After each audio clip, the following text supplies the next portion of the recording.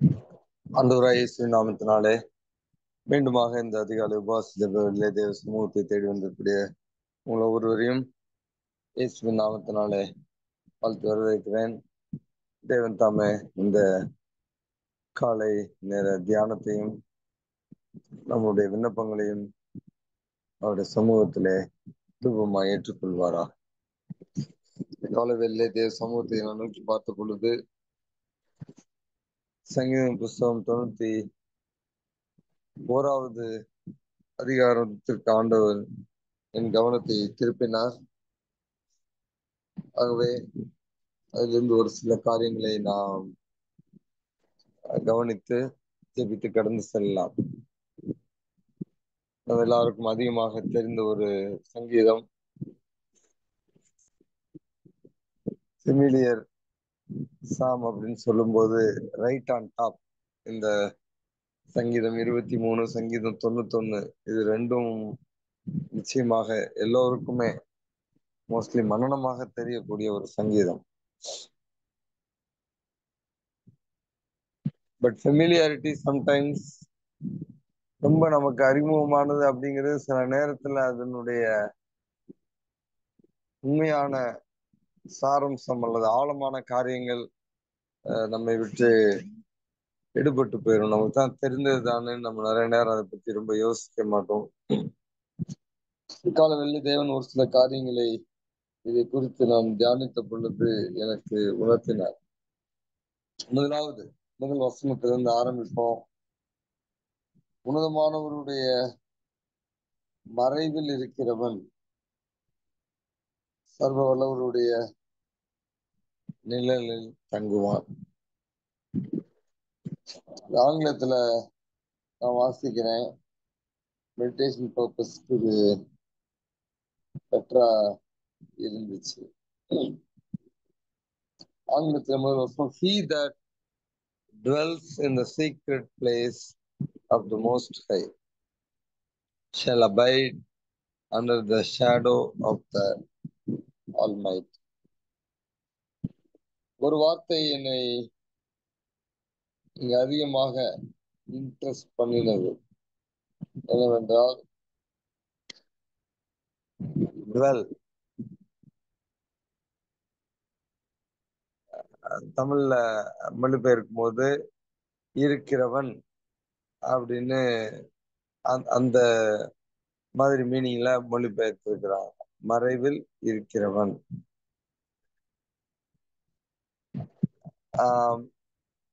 அதை காட்டிலும் ஆங்கிலத்திலே கொஞ்சம் பெட்டரா இருக்கனாலதான் அது ஆங்கிலத்துல வாசிச்சேன். ஆங்கிலத்தில் என்ன சொல்றோம்? உன்னதமானவரின் மறைவில்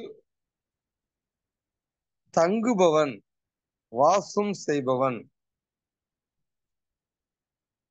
அப்படின்னா இன்னும் கொஞ்சம் பெட்டரா இருக்கும். ஏன் அப்படின்னா there is a difference. இருக்கிறதுக்கும் தங்குறதுக்கும். அநேக நேரங்களிலே, குறிப்பாக கொரோனா நாட்களிலே இந்த சங்கீதத்தை நிறைய பேர் சொல்லி சொல்லி ஜெபிச்சு மனப்பாடம் பண்ணி நிறைய பேர் இதை யூஸ் பண்ண ஞாபகம் உங்களுக்கு இருக்கு. பட் நான் என்ன யோசிக்கிறேன், எத்தனை பேர் அந்த சங்கீதம் 91 நாட்கள்ல கிட்டத்தட்ட ஒரு வருஷம் லாக்டவுன் அந்த மாதிரி இருந்தப்ப அதை ஆழமாக நாம் சிந்தித்தோம் அல்லது தியானித்தோம் என்று எனக்கு தெரியவில்லை. ஆனா ஒரு காரியம், ஆண்டவர் தன்னுடைய பிள்ளைகள் தன்னுடைய சட்டைகளின் கீழ் எப்பொழுதும் தங்கி இருக்க வேண்டும் என்று விரும்புகிறார். சங்கீதம் 91 அதனுடைய வல்லமை நம்ம எல்லாருக்கும் தெரியும். நிறைய வாக்குத்தத்தங்கள் இருக்கிறது. அந்த வாக்குத்தத்தத்தை நிறைய சொல்லிதோம். நிறைய பேர் சங்கீதம் 91 சொல்லாம வெளியே போக மாட்டாங்க. அந்த மாதிரிலாம் இருக்கு. ஆனா சும்மா எடுத்து சொல்றதுல ஒண்ணுமே இல்லைங்க. என்ன அது யாருக்கு யார் சங்கீதம் 91 சொன்ன அந்த அனைத்து காரியங்களுக்கும் சொந்தக்காரர் என்பதை முதலாவது வசனத்திலே நம்ம தாவீது ஸ்டார்ட் பண்ணும்போதே சொல்லிடுறாரு. அவர் பின்னாடி கூட சொல்லல. You have to dwell in the presence of God. அவ்வளவுதாங்க. பிரசன்ஸ் அதான் ஆண்டவருடைய பிரசன்னத்துல நான் தங்கி தாபரிக்க வேண்டும். ஏதோ கேஷுவல் ஒரு 2 மினிட்ஸ் 5 மினிட்ஸ் ஒரு ப்ரேயர், அந்த அவங்களுக்கு சங்கீதம் 91 ஒரு சில பெனிஃபிட்ஸ் இருக்கும், இல்லாம இருக்காதுன்னு நான் சொல்லல. பட் என்டையர் சங்கீதம் 91 முழு பெனிஃபிட்டும் முழு ஆசீர்வாதமும் நம்ம சுதந்திரிக்கணும்னா எங்க ஆரம்பிக்குது, யாருக்கு அப்படிங்கிறத நம்ம தெரிந்து கொள்ள வேண்டும். அத வேற லாங்குவேஜ்ல இப்ப உன்னதமானுடைய மறைவில் தங்குவது அப்படின்னா, dwelling அப்படின்னா என்ன அர்த்தம்? காமன் லேமன் டேர்ம்ல நம்ம யோசிக்கும் போது ஒரு consistent quality time spent in his presence. ஒரு சாதாரணமா நம்ம புரிந்து கொள்ளணும்னா, தொடர்ச்சியா தேவனுடைய சமூகத்துல அதிகமான நேரம் செலவழிக்க கூடியது. அதுதாங்க தாவீது மீன் பண்ற.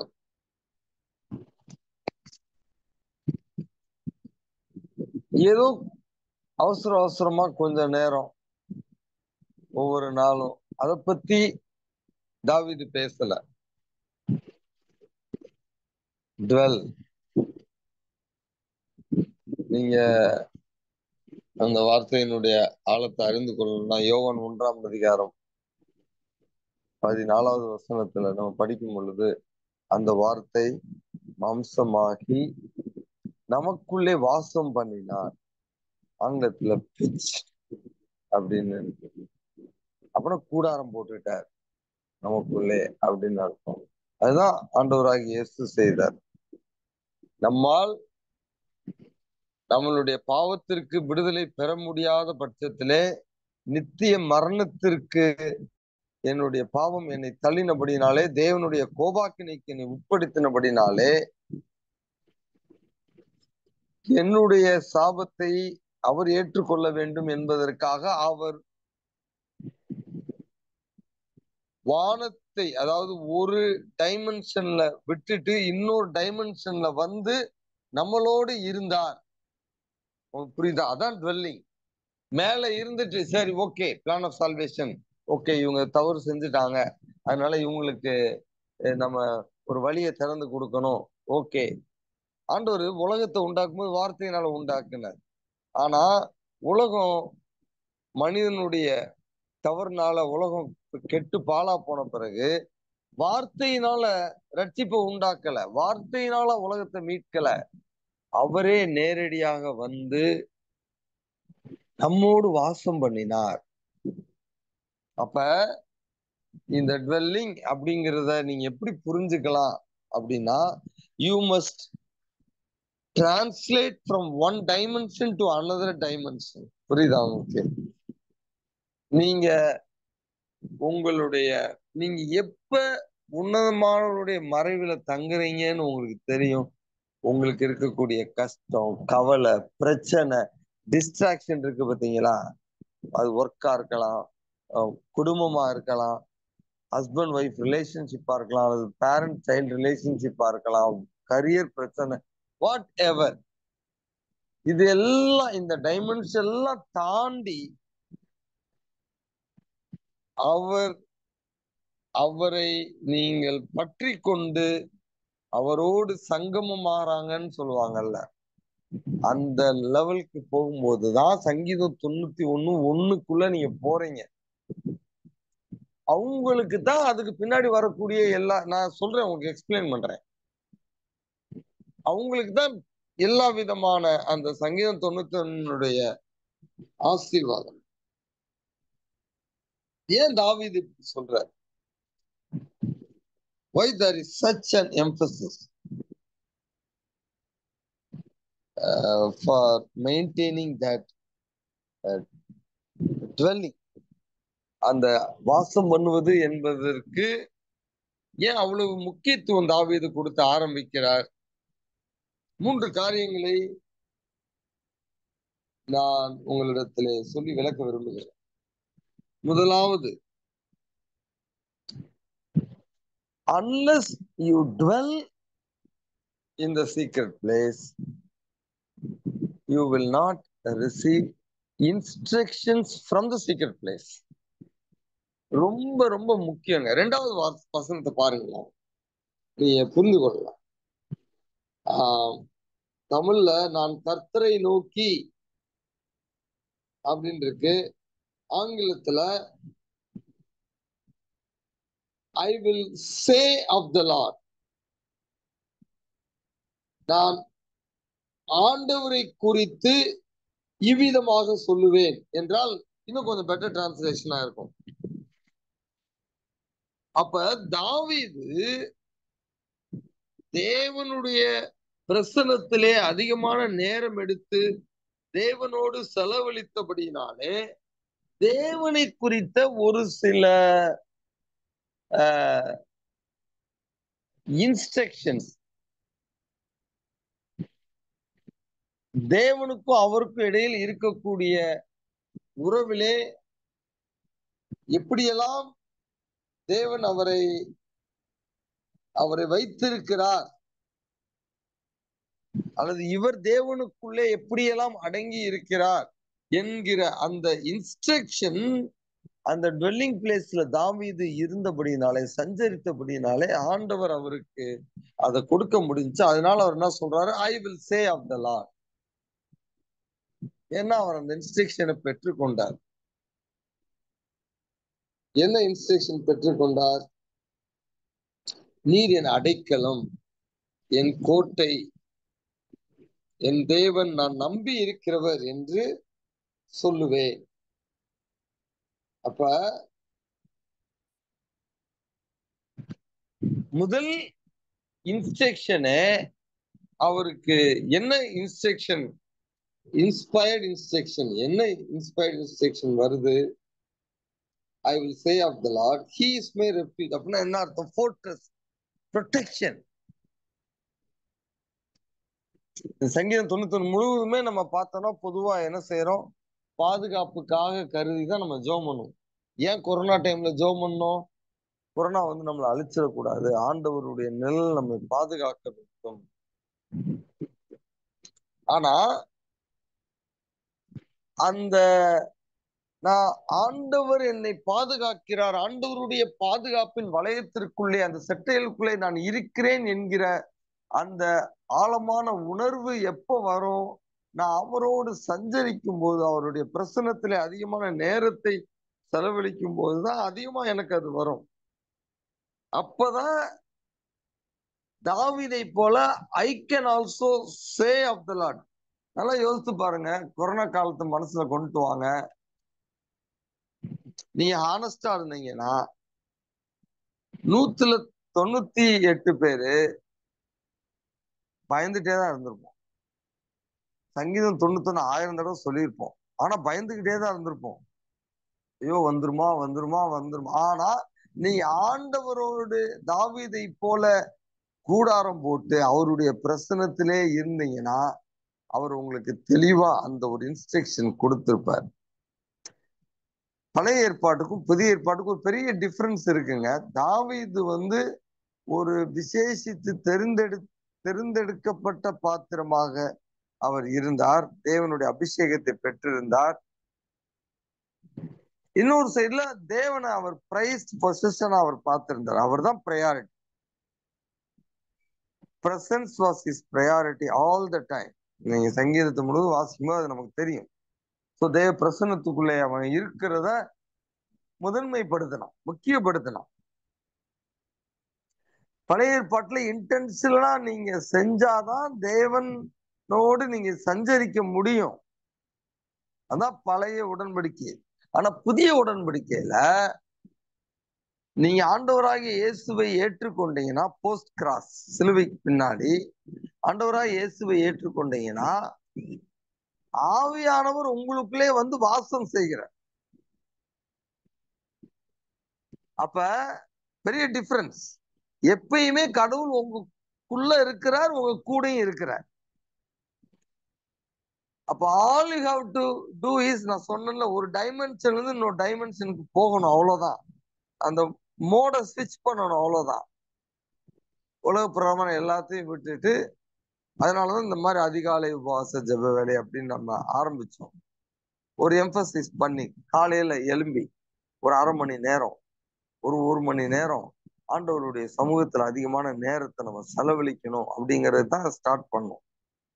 ஹோப்ஃபுல்லி டெய்லி நம்ம இந்த டைம் எப்படி இன்னைக்கு புதன்கிழமை நம்ம காலையில ஒரு அரை மணி நேரத்துல இருந்து 3/4 மணி நேரம் ஸ்பெண்ட் பண்றோமோ, அதே மாதிரி ஒவ்வொரு நாளும் இதே டைமை நீங்க ஸ்பெண்ட் பண்றது உங்களுடைய பழக்கமா வரணும் அப்படின்னு தான் நம்ம இதை ஸ்டார்ட் பண்ணோம்.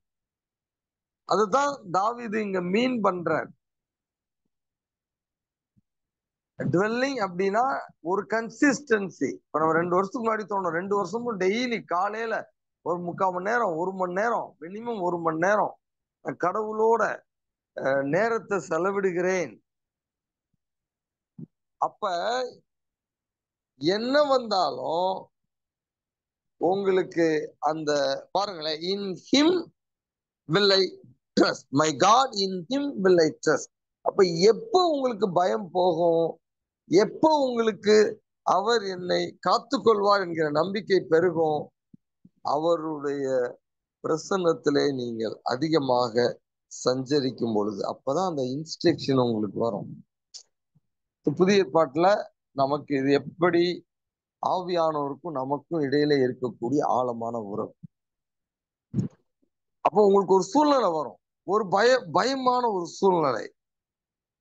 அப்ப நீங்க உங்க மோடு உடனே ஸ்விட்ச் பண்ண தெரிஞ்சிச்சுன்னா, நீங்க உடனே ஆவியானவரோடு உங்களுக்கு அந்த உறவு தொடர்பு ஏற்படும் என்றால், தாவீது 2ஆம் வசனத்துல சொன்ன மாதிரி உங்களுக்கும் வந்துடும். அடுத்த வசனம் நிறைய அப்படி நீங்க வரிசையா வாசிச்சனா எல்லாமே நம்ம எக்ஸ்பிளைன் பண்ணுங்கிற அவசியம் இல்லை. அந்த பெனிஃபிட்ஸ் எல்லாம் சொல்லப்பட்டிருக்காரு. அவர் விடுவிப்பார், he will deliver, he will cover, நீங்க பயப்பட மாட்டீங்க. இதெல்லாம் வரிசையா 1000 பேர் விழுந்தாலும் nothing will shake you. இதெல்லாம் எப்ப வரும் அப்படின்னா, இந்த தைரியம் எப்ப வரும்னா, உங்களுக்கு தேவன் மேல், தேவனுடைய பாதுகாப்பின் மேல் ஒரு நம்பிக்கை ஏற்படணும். அந்த நம்பிக்கைய கொடுக்கறதே தேவன் தான். அதான் அந்த இன்ஸ்ட்ரக்ஷன் வர்றது. அப்ப அந்த சூழ்நிலை பார்த்து நீ பயப்படாத, நான் உங்க கூட இருக்கிறேன்னு ஆண்டவர் உங்களுக்கு சொல்லுவார். அப்ப அந்த மோடுக்கு நீங்க போகணும், உடனே டக்குன்னு நீங்க ஸ்விட்ச் ஆகணும். அந்த டிஸ்ட்ராக்ஷன், அந்த கிரைசிஸ்ல இருந்து ஆண்டவரோடு நீங்க தொடர்பு கொள்ளும் பொழுது ஆண்டவர் உங்களுக்கு அந்த இன்ஸ்ட்ரக்ஷன் கொடுப்பார். ஆண்டவர் கொடுக்கணுங்க. சங்கீதத்தை நீங்க சொல்றதுனால உங்களுக்கு அந்த இது வந்துராது, அந்த தைரியம் வந்துராது. நிறைய நேரம் அதான் தப்பு பண்றோம். ஏன் பிரேயர் பண்ணிட்டு பயப்படுறோம்? இன்ஸ்ட்ரக்ஷனை பெறல, பிரசன்ஸ்ல இன்ஸ்ட்ரக்ஷனை பெறல. அவனுக்கு நீ நல்லா சங்கீதம் முழுவதும் வாசித்து பாருங்க. தாவீதுக்கு எந்த நெருக்கடியில இருந்து சங்கீதத்தை ஆரம்பிப்பார், ஜெபத்தை ஆரம்பிப்பார்.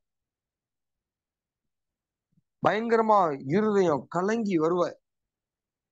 ஆனா முடிக்கும் போது 1 நிமிஷம் கூட ஆயிருக்கு, 2 நிமிஷம் கூட ஆயிருக்காது, 3 நிமிஷம் கூட ஆயிருக்காது, ஆண்டவர் தூச்சி முடிச்சுட்டு போயிட்டே இருப்பாரு. என்ன மோடு மாறிடுச்சு, ஸ்விட்ச் பண்ணிட்டார் மோட, காட் மோடுக்கு போயிட்டாரு. சரிங்களா? நான் காட் மோட் அப்படின்னு சொல்லுவேன். ஹியூமன் மோட்ல இருந்து காட் மோடுக்கு போயிட்டாரு. உடனே இன்ஸ்ட்ரக்ஷன் அவருக்கு வந்துரும். அந்த நம்பிக்கை ஆண்டவர் கொடுத்துருவாரு. அதை பெற்றவுடனே எனக்கு பாதுகாப்பு வந்துருச்சு. அப்ப பயத்துல இருந்து நீங்க ஆண்டவருடைய சமூகத்துல டெவலப் பண்ணும்போது இன்னொரு என்ன காரியம் நடக்குது? டிரான்ஸ்ஃபார்ம் ஆறீங்க. நீங்க அந்த சுச்சுவேஷன் உங்களை மேற்கொள்ளாதபடிக்கு, சுச்சுவேஷனை நீங்க அந்த கிரைசிஸை நீங்க ஆளுகை செய்யும்படியா ஆண்டவர் உங்களை மறுரூபப்படுத்துவார். அதுதான் ட்வெல்லிங்கினுடைய மிகப்பெரிய பிளஸ்ஸிங். ஒரு தடவை உண்மையிலே நீங்க இந்த சீக்வன்ஸ்குள்ள போய் நீங்க மறுரூபம் ஆயிட்டீங்கன்னா அதுக்கு பிறகு ரிப்பீட் தான். எத்தனை கிரைசிஸ் வந்தாலும் உங்களுக்கு தெரியும் அந்த காட் மோட்க்கு எப்படி போறது, அப்படி போகும்போது எப்படி ஆண்டவர் பேசுறார், இது ஆண்டவர் தான் பேசுறார், இது ஆண்டவர் தான் நமக்கு இந்த உணர்வை கொடுக்கிறார் அப்படிங்கிற அந்த இன்ஸ்ட்ரக்ஷன் நீங்க பெற்று பழகிட்டீங்கன்னா நீங்க மறுரூபம் ஆயிடுவீங்க.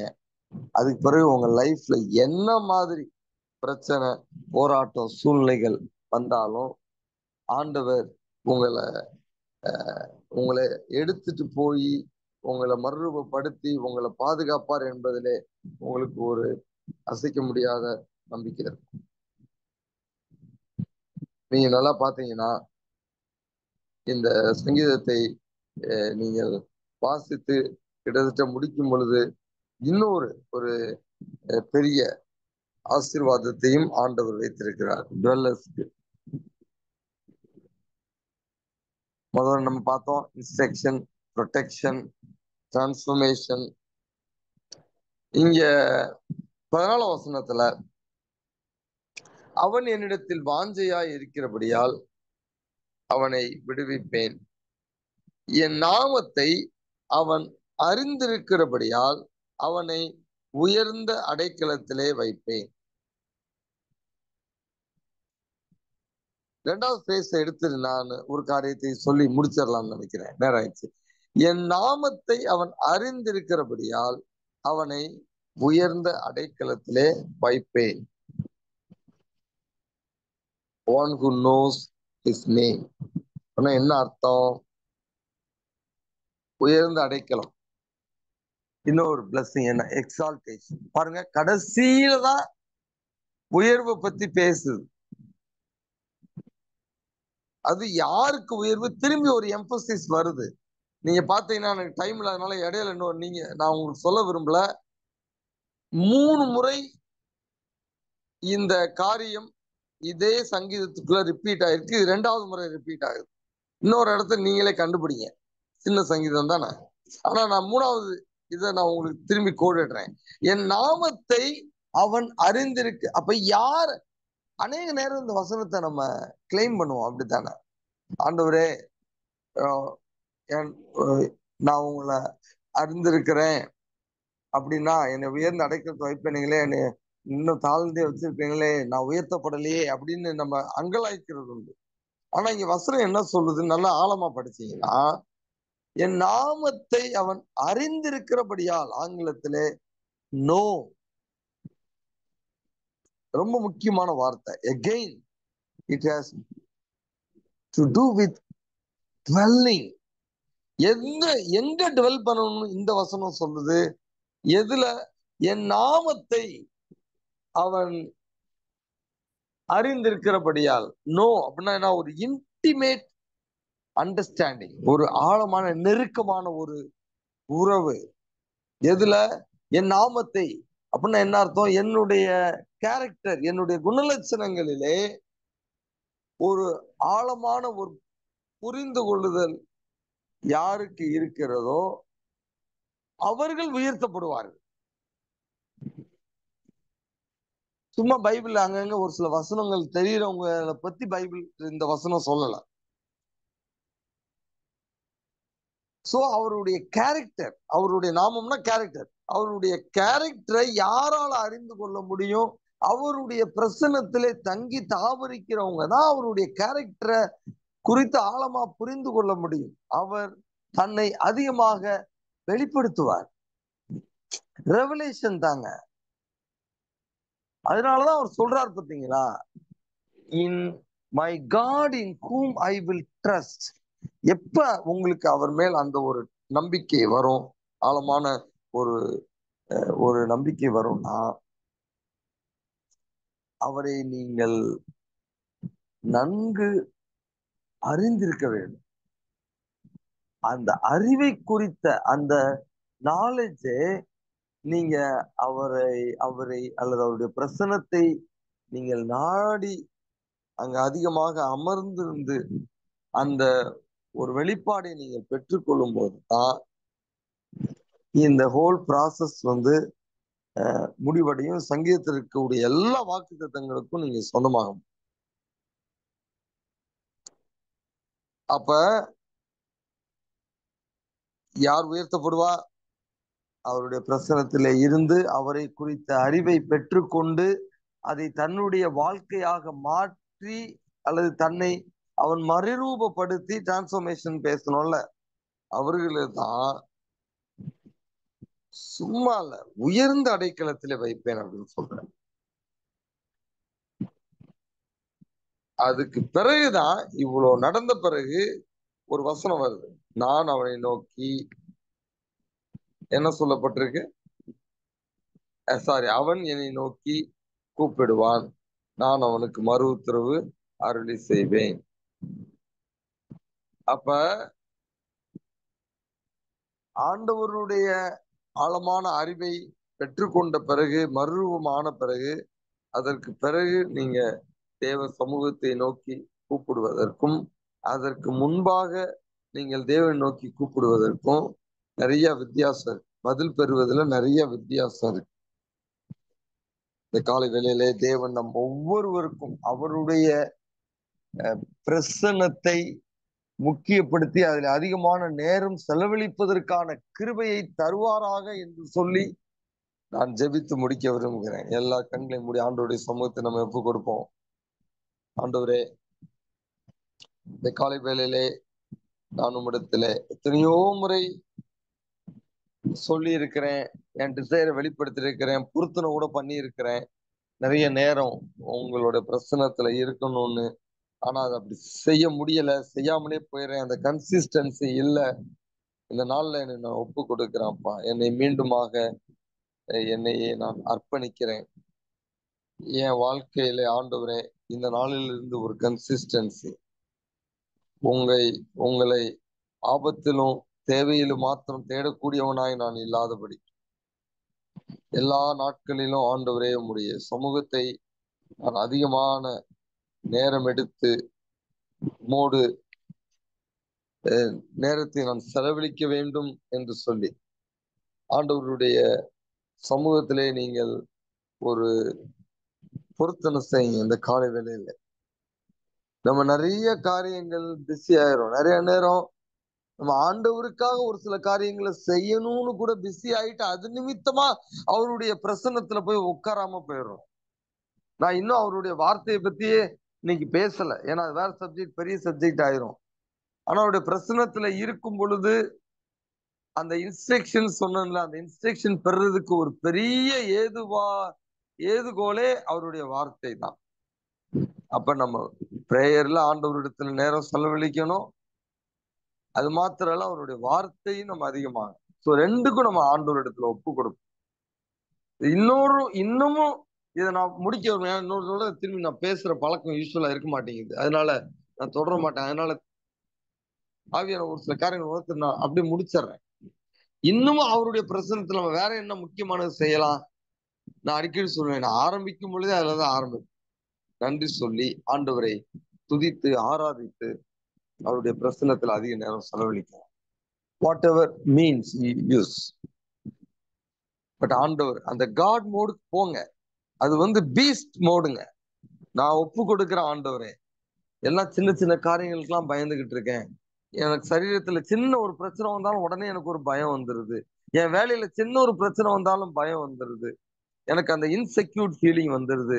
பாதுகாப்பா நான் கருதல. மேபி கணவன் மனைவி உறவுல கூட ஒரு சின்ன பிரச்சனை வந்தாலும் ஐயோ தூர போறோமோ. ஆண்டவருடைய பிரசனத்தை முக்கியப்படுத்துறவர்கள் இதையெல்லாம் கடந்து ஈஸியா போயிடலாங்க. ஆண்டவரிடத்துல ஒப்பு கொடுப்போம்.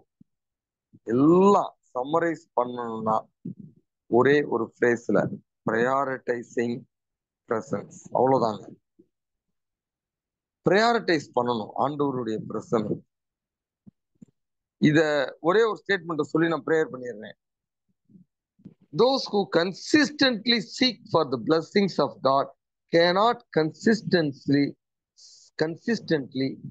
seek Him for His presence. நான் சொல்றது உங்களுக்கு புரியுதா? ஆண்டவருடைய ஆசீர்வாதத்தை எதிர்பார்த்து அந்த ஆசீர்வாதங்களுக்காகவே தொடர்ச்சியா ஜெபிச்சு கொண்டே இருக்கு. ஜெபம் பண்ற தப்புன்னு நான் சொல்லல. ஆனா அதுக்காக மாத்திரம் ஜெபிச்சு முடிச்சிடுறோம்ல, அவங்க கண்டிப்பா அவருடைய பிரசன்னத்திற்காக அதிகமான நேரம் எடுத்து ஜெபிக்க முடியாது, ஜெபிக்க மாட்டாங்க. ஆகவே ஆண்டவரிடத்தில் நம்ம ஒப்பு கொடுப்போம். ஆண்டவரே, இந்த நாள்ல இருந்து அது என்னவா இருந்தாலும் பரவாயில்லங்க. அது நீங்க சர்ச் அட்டண்டன்ஸாவும் இருக்கலாம், ஊழியமாவும் இருக்கலாம். அது நிமித்தமா நான் இன்னைக்கு ஆண்டவருடைய பிரசன்னத்தை அதிகமான நேரம் வாஞ்சிக்க முடியல அப்படின்னா அதுவே உங்களுக்கு விக்கிரகமா மாறிடுது. அதுதாங்க முக்கியம். அங்கதான் ஸ்டார்ட் பண்ணும். ஆண்டவரே, இந்த காலை வேளையில யார் யாரெல்லாம் உம்முடைய வார்த்தையை கேட்டு உம்மிடத்திலே தங்குவதை இனி முக்கியப்படுத்துவேன் என்று தீர்மானம் எடுத்து அர்ப்பணித்திருக்கிறார்களோ, இப்பட்ட எல்லாருக்காகவும் உம்முடைய சமூகத்திலே நான் வருகிறேன். எல்லோரையும் தேவனே, அவர்கள் எடுத்த தீர்மானத்திலே உறுதியாக இருப்பதற்கு, அதை கன்சிஸ்டண்டா லைஃப் முழுவதும் ஆண்டவரே அவர்கள் அதை பிராக்டிக்கல் லைஃப்ல அபியாசிப்பதற்கு உங்க உன்னத பலனை கிருபையினை தர வேண்டும் என்று ஜெபிக்கிறேன். தேவக்கரம் அவர்களை தாங்கட்டும் என்று நான் ஜெபிக்கிறேன். ஒவ்வொருவரையும் நீர் ஆசீர்வதிப்பீரா. வரக்கூடிய நாட்கள்ல தாவீதை போல இவர்கள் மாறுவார்களாக என்று நான் ஜெபிக்கிறேன். தேவ கிருபை ஒவ்வொருவரையும் தாங்கட்டும் என்று நான் ஜெபிக்கிறேன்ப்பா. கன்சிஸ்டண்டா உங்க பிரசனத்தை நாங்கள் இனி வாஞ்சிக்கக்கூடிய பிள்ளைகளாய், அதிலிருந்து வரக்கூடிய ஆசீர்வாதங்களை, இன்ஸ்ட்ரக்ஷன்ஸ், டிரான்ஸ்ஃபர்மேஷன், ப்ரொடெக்ஷன், எக்ஸால்டேஷன், ஆண்டவரே எங்களுக்கு நீ சொல்லக்கூடிய அறிவுரைகள், எங்களுக்கு நீ கொடுக்கக்கூடிய பாதுகாப்பு, எங்களை நீங்கள் மறுரூபப்படுத்துவது, எங்களை நீங்கள் உயர்த்துவது போன்ற அனைத்து ஆசீர்வாதங்களையும் உம்முடைய பிரசனத்தை அதிகமாக நாங்கள் வாஞ்சிப்பதின் மூலமாக அனுதினமும் பெற்று எங்கள் வாழ்க்கை ஆண்டவரே ஒரு உயர்ந்த நிலைக்கு எடுத்து செல்லப்பட கர்த்தர் எங்களுக்கு அனுகிரகம் பண்ணுங்க. உங்களுக்கு நன்றி செலுத்துகிறோம். நோடு ஜெபிக்கக்கூடிய பிள்ளைகள் அவர்களுடைய என்ன தேவைகளாக இருந்தாலும் தேவன் அந்த தேவைகளை ஆசீர்வதித்து, அந்த தேவைகளை ஆண்டவரே பிள்ளைகளுக்கு பொருளாதார ரீதியாக இருந்தாலும், சரீர ரீதியான பலவீனங்களாக இருந்தாலும், குடும்ப உறவு ரீதியாக இருந்தாலும், ஆண்டவரே வேலை ரீதியாக இருந்தாலும், என்ன பிரச்சனைகள், எந்த தேவைகள், எல்லாவற்றையும் தேவனே உம்முடைய பிரசனத்திலிருந்து பிள்ளைகள் சுதந்திரிக்கக்கூடிய பிள்ளைகளாக இனி வரக்கூடிய நாட்கள்ல மாறுவார்களாக நான் ஆசீர்வதித்து ஜெபிக்கிறேன். கூட இருங்க. நாங்கள் மீண்டுமாக அடுத்த வாரம் ஒன்றாக நேரம் செலவழிக்கிறவரை ஒவ்வொரு நாளும் இந்த பிரசனத்தை வாஞ்சித்து அதனுடைய மேன்மைகளை பிள்ளைகள் பெற்றுக்கொள்வதற்கு கிருபதாரும் இயேசுவின் நாமத்தில் பிதாவே, ஆமென். கடந்து போகணுங்கிறவங்க போலாம். உங்க விண்ணப்பத்தை வைக்க வேண்டும் என்கிறவர்கள் விண்ணப்பத்தை வைக்கும்படி கேட்டு.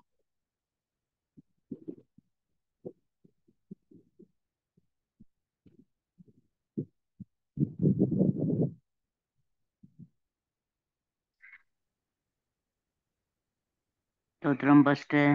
அருமையான ஒரு காலை நேரத்துல ஒரு ஆறுதலான ஒரு சத்தியத்தை கொடுக்குறீங்க. ரொம்ப சந்தோஷம். ஸ்தோத்திரம். ஃபர்ஸ்ட் இந்த சங்கீதத்திலிருந்து நீங்க போன வாரமும் கொடுத்தீங்க, சங்கீதம் 23. அந்த சங்கீதத்தை நான் சொல்லி கவனிக்கிட்டே இருக்கிறேன். இந்த வாரமும் அருமையான ஒரு சங்கீதத்தை நீங்க எடுத்துக்கீங்க. ஸ்தோத்திரம் பாஸ்டர். நன்றி பாஸ்டர். ஆண்டவருக்கு நன்றி. சகோதரி ஜோனா அவர்கள் நம் எல்லாரிடத்திலும் ஒரு விண்ணப்பத்தை கேட்டிருக்கிறாங்க. அவங்க சர்டிபிகேட்ஸ் காலேஜ்ல லாக் ஆயிருக்கு, அதை கொடுக்க மாட்டாங்க, நிறைய காசு கேட்கறாங்க. ஆண்டவர் அவர்களுக்கு இந்த சர்டிபிகேட்டை பெற்று தரும்படியாக ஜெபிக்க கேட்டுக்கொண்டிருக்கிறாங்க. இந்த நாள்ல குறிப்பா சகோதரி போறாங்க. அதனால நம்ம எல்லாரும் ஒருமனப்பட்டு ஜெபிப்போம். இந்த நாள்ல அவங்க காசு இல்லாம இந்த சர்டிபிகேட்டை கொடுத்தாங்கன்ற அடுத்த வாரம் நம்ம ஆண்டவருக்கு எல்லாரும் நன்றி செலுத்தணும். நம்மள ஆண்டவர் இந்த கால வேலை ஜோன் அவர்களுக்கு அவங்க சமூகத்துல வருகிறேன். இயேசுவின் நாமத்தை அவர்கள் ஆசீர்வதித்து ஜெபிக்கிறேன். இந்த கால வேலை அவர்கள் கல்லூரிக்கு ஆண்டவர் இந்த சர்டிபிகேட்டை கலெக்ட் பண்ணும் என்று போகும் பொழுது இதுவரை யார் இதை கொடுப்பதற்கு தாமதப்படுத்தினார்களோ, கொடுக்க மாட்டேன் என்று சொன்னார்களோ, அவர்களே அந்த சர்டிபிகேட்டை முன் வந்து கொடுக்கும்படியாய், பணம் இல்லாமல் கொடுக்கும்படியாய் ஆண்டவர் அந்த அதிகாரியின் கண்களை தயவுகள் கிடைக்க பண்ணுங்க. இந்த நாளிலே நாங்கள் உம்மை குறித்து தியானித்தோம். உம்முடைய பிள்ளைகளை நீ எவ்வளவு உயர்த்த வல்லமையுள்ள தேவன் என்று சொல்லி மகளை நீ உயர்த்தி நீ மேன்மைப்படுவீராக. உனக்கு நன்றி செலுத்துகிறோம் ஜெபத்தை கேட்டதற்காக இயேசுவின் நாமத்தில் பிதாவே. ஆமென்.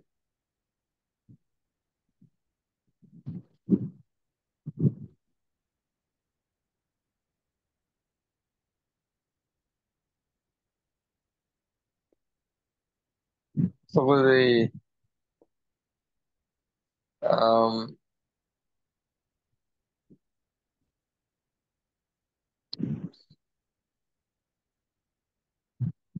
ஓகே, நான் பேர் சொல்ல விரும்பல. ஒரு குடும்பத்திற்காக நாம் ஜெபிக்க வேண்டும். அந்த குடும்பத்திலே பிசாசினுடைய தொல்லை அதிகமாக இருக்கு. குறிப்பாக அந்த சகோதரிக்காக நாம் ஜெபிக்க வேண்டும். சமீப காலங்களில் நிறைய புருஷனை குறித்து அதிகமான சந்தேகம், அது நிமித்தமாக குடும்பத்திலே ரொம்ப போராட்டம் இருக்கிறது. ஆகவே இந்த குடும்பத்திற்காக நாம் மனதில் வைத்து ஜெபிப்போம். நம்மள ஆண்டவரே, அருமையான இந்த குடும்பத்திற்காக ஜெபிக்கிறோம்.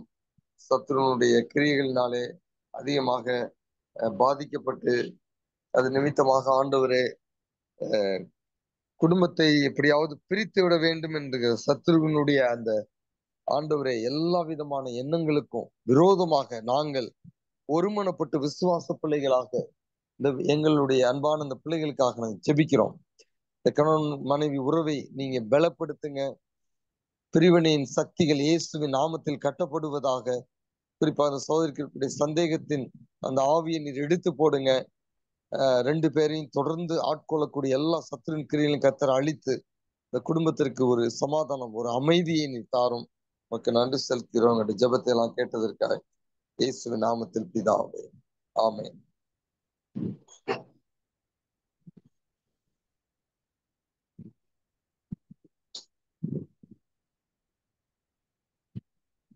சொல்லுவதற்கு நல்ல பிதாவே, இந்த காலவேளையிலே தொடர்ந்து உங்களுடைய சமூகத்திலே நாங்கள் எங்கள் அனைவருக்காக ஒப்பு கொடுத்து ஜெபிக்கிறோம். என்னோட இணைந்து ஜெபிக்கக்கூடிய எல்லா பிள்ளைகளையும் என்னுடைய குடும்பத்தையும் உடைய கருத்துல நான் கொடுக்கிறேன். ஒவ்வொரு தனிப்பட்ட முறையிலே தேவனை நீர் ஆசீர்வதிப்பீராக.